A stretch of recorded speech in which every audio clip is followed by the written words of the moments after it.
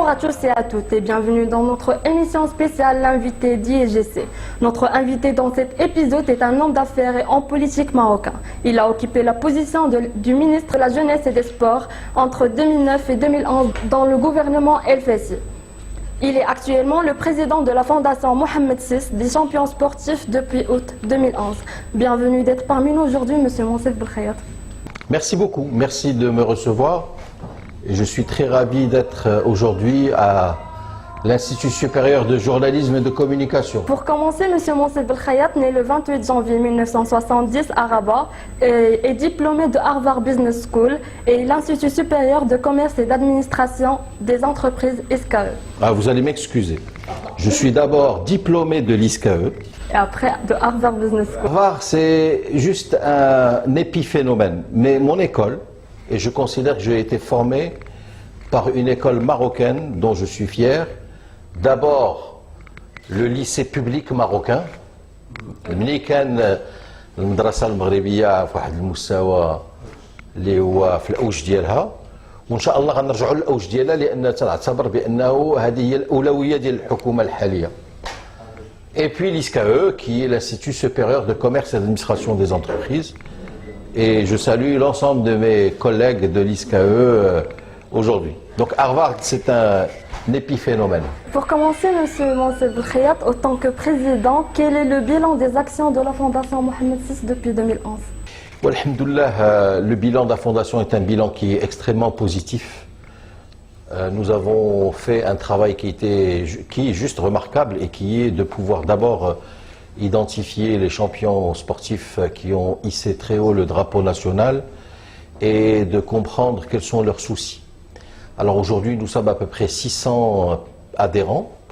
Chaque adhérent a une famille et chaque adhérent a des besoins sociaux qui sont différents.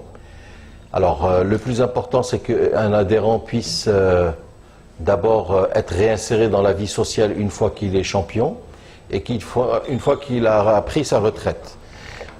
Ensuite, il y a des adhérents qui, malheureusement, à l'époque, le sport n'était pas très rémunérateur, n'ont pas beaucoup de moyens.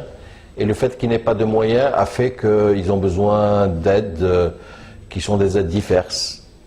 Ce que nous essayons de faire, c'est de faire en sorte à ce qu'on puisse les aider à former leurs enfants à obtenir de grands diplômes. Et donc ça, c'est quelque chose d'important pour nous parce que ça permet à la cellule familiale de rester cohérente.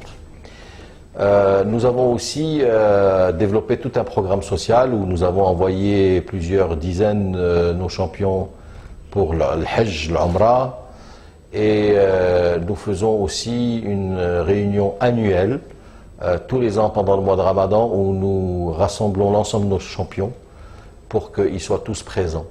Cette année, nous allons, Inch'Allah, le mois prochain, Ramadan, honorer les champions olympiques.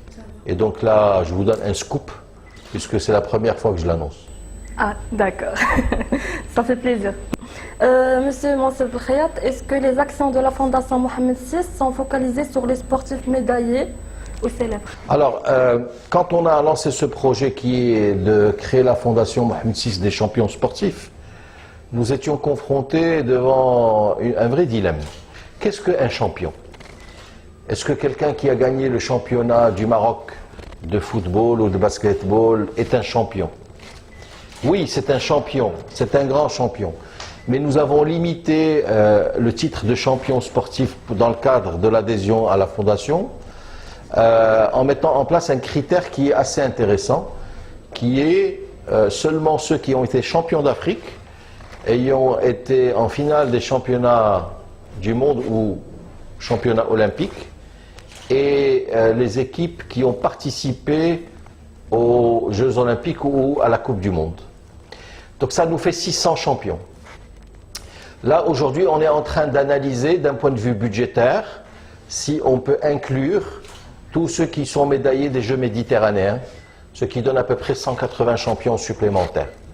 Et donc tout ça se fait de manière à ce qu'on le fasse de manière graduelle, parce qu'il faut prendre en considération que l'apport que l'on apporte d'un point de vue social à l'ensemble de ces champions doit être récurrent dans le temps et doit nous permettre de pouvoir apporter une certaine dose de dignité à l'ensemble de ces champions, notamment ceux qui n'ont pas réussi sur un plan financier. Ma plus grande satisfaction aujourd'hui, c'est la couverture médicale qui fait qu'aujourd'hui tous nos adhérents ainsi que leurs familles sont couverts médicalement et qui fait que, alhamdoulilah, d'un point de vue santé, nous arrivons aujourd'hui à régler l'ensemble des problèmes de tout le monde. Monsieur Monsef Belkhayat, on aimerait bien savoir s'il y a des projets à venir pour la Fondation Mohamed VI. Alors, il y a beaucoup de projets à venir pour la Fondation Mohamed VI. Nous allons tenir un conseil d'administration jeudi prochain, donc le 20. Et dans le cadre de ce conseil, nous allons présenter des projets. Donc, parmi les projets, c'est l'ouverture aux Jeux méditerranéens, aux champions des Jeux méditerranéens. C'est une autre réunion lors de l'Assemblée générale qui aura lieu au Ramadan prochain et dans laquelle nous allons honorer les champions olympiques. Et le plus important, enfin, serait de mettre en place des mesures phares, notamment d'un point de vue budgétaire et recettes financières, pour pérenniser l'action de la Fondation. Le plus important, ce n'est pas de créer une fondation, le plus important, c'est de la mettre en œuvre en termes de projets, de créer des procédures pour que la Fondation fonctionne, mais aussi de pouvoir lever les financements pour pérenniser la Fondation. Un petit mot pour la journée mondiale du sport. Mondial du sport, ce qu'il faut savoir, c'est que quand j'étais ministre de la Jeunesse et des Sports, j'avais un grand ami à qui je rends un hommage aujourd'hui, et qui est Kamal Lehlo, qui était à l'époque vice-président du comité olympique, avec lequel j'ai beaucoup travaillé. Et Kamal Lehlo est une personne qui est d'une grande créativité. Donc il était dans une réunion exécutive du comité international olympique, et il a dit, s'il y a une journée pour beaucoup de choses, pourquoi les Nations Unies ne créeraient pas une journée mondiale pour le sport? Et je pense que le président du CIO a promis à Kamal Lehlo d'inscrire cela dans l'ordre du jour de sa réunion avec le président de l'ONU, le secrétaire général de l'ONU, et la proposition de Kamal Lehlo est passée. Donc nous avons une journée mondiale du sport grâce à une proposition qui a été faite et soufflée par un éminent grand sportif marocain et dirigeant sportif marocain. Bon, maintenant la journée internationale du sport, elle est importante, mais moi je dis, il faudrait que tous les jours soient une journée internationale du sport, parce que le sport est quelque chose d'essentiel dans la vie quotidienne, pour l'équilibre quotidien de chaque individu, et par conséquent, il faudrait, au même titre que nous faisons des choses de manière récurrente tous les jours, donner au sport sa place. Pas beaucoup, 20 minutes, 30 minutes par jour, mais c'est suffisant pour que le corps humain puisse être un corps équilibré et puisse se sentir en forme, parce que le sport c'est la jeunesse, et je pense que nous avons tous l'obligation et le droit de rester jeunes tout le temps, grâce au sport. Exactement. On est presque arrivé à la fin. Monsieur Monsef Belkhayat, un dernier mot pour les étudiants de l'IEGC. D'abord, je suis fier de vous. Pourquoi? Parce que le fait que vous soyez arrivé à ce niveau de formation, ça veut dire que vous êtes passé par plusieurs sélections dans votre vie. Et il faut savoir que vous avez une chance formidable, parce que vous êtes en train d'apprendre un métier formidable. Le métier de devenir un journaliste, de devenir un communicant. Et ce n'est pas donné à tout le monde que de pouvoir devenir un journaliste et un communicant. Le journalisme aujourd'hui connaît une phase charnière, une phase que je considère personnellement comme un virage. Nous sommes en train de voir sur l'aspect du monde publicitaire, du monde des médias, un passage où on passe du mode papier vers le monde digital. Ce passage du mode papier vers le mode digital est une vraie révolution qui va continuer dans le temps, et dans les 20 prochaines années, il n'y aura plus de papier, il n'y aura que du digital. Donc comment s'adapter au digital sans le papier? C'est une vraie question. Alors quand on analyse ce qui se passe dans le digital, on se retrouve avec des mastodontes internationales que sont les Google, les Facebook, les YouTube, c'est ce que j'appelle les éditeurs internationaux. Ces éditeurs internationaux aujourd'hui ont ce que j'appelle un monopole sur le marché publicitaire mondial, et y compris au Maroc.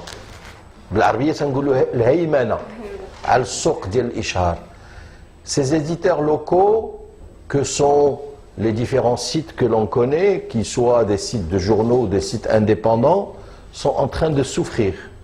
Pourquoi ils sont en train de souffrir? Parce que ceux qui font de la publicité, et généralement la publicité est un élément important dans le business model d'une entreprise de presse, ils sont aujourd'hui en train de faire passer 80% de leur investissement à travers Google, Facebook et YouTube. Et les éditeurs locaux comme Hespress, comme les autres, ils n'ont que 20%. Et donc, comme le marché est un marché qui reste petit, forcément, avec 20% d'investissement publicitaire dans les éditeurs locaux, ce n'est pas suffisant. Et donc, si les sites et les entreprises de presse digitale marocaines n'ont pas de quoi avoir de recettes publicitaires, ils n'ont pas de quoi pouvoir payer leurs journalistes. Et donc là, le métier de journaliste est en danger. Et c'est pour ça que je lance un appel personnellement aujourd'hui au ministre de la Communication pour qu'on puisse limiter les investissements publicitaires des entreprises marocaines ou internationales au Maroc à 50% sur les éditeurs internationaux et 50% aux éditeurs locaux. Je pense que ça s'est fait en Scandinavie et donc ça se passe très bien en Suède, qui est pour moi le meilleur modèle. Les Algériens à côté, ils ont pris un modèle qui est tout différent puisqu'ils ont interdit la publicité sur Google, Facebook et YouTube et interdit son financement.